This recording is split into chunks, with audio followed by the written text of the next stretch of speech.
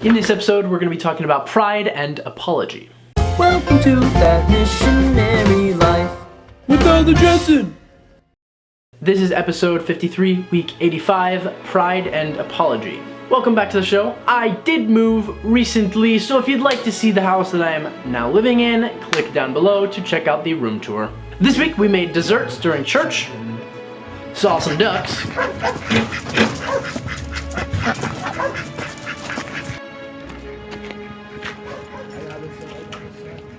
went to the Raising Cane's in Orangeville. I would not recommend it. It was not good for a plethora of reasons. Went to the Roseville Raising Cane's. That's what I'm talking about! The goat! The goat! Tried Grandpa Jensen's rice breakfast. Eat for breakfast and sometimes dessert. Rice, sugar, milk, and cinnamon. Oh.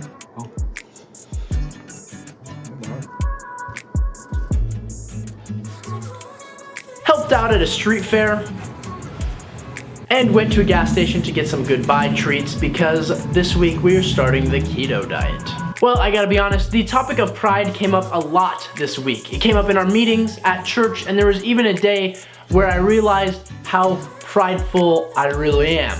I really had been thinking I wasn't prideful. Now, I didn't think that I was very humble, to be honest with you, but I didn't think I was a prideful person either. Boy, was I wrong. There was a moment this week where it came out without me even realizing on accident, and the person on the other end called me out on it, rightfully so. Now I've been thinking over my entire life and realizing how prideful I really am. It's been a really eye-opening last week.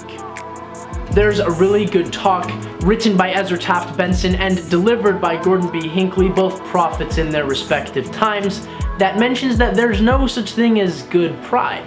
There is no such thing as righteous pride. It is always considered a sin.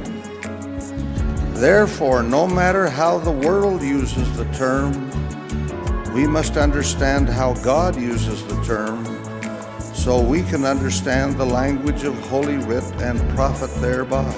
It mentions that this is the case because pride is essentially competitive in nature.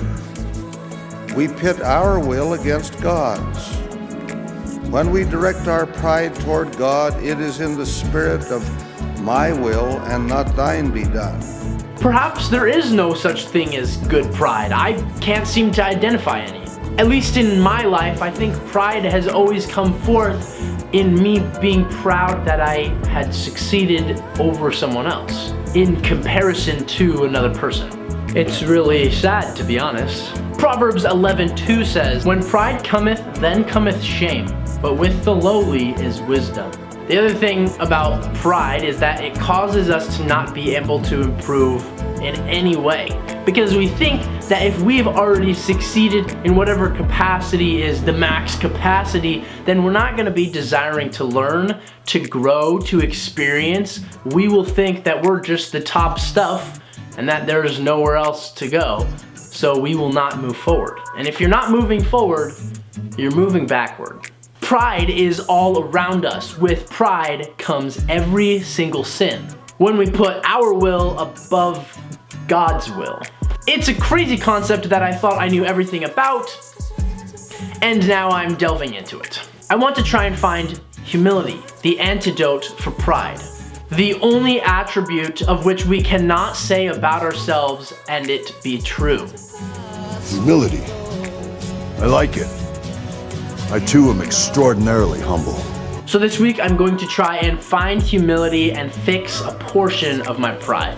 This week I challenge you to study pride. No one is perfectly humble, so if you think that you're not prideful, you might be more prideful than the person who actually thinks that they're prideful.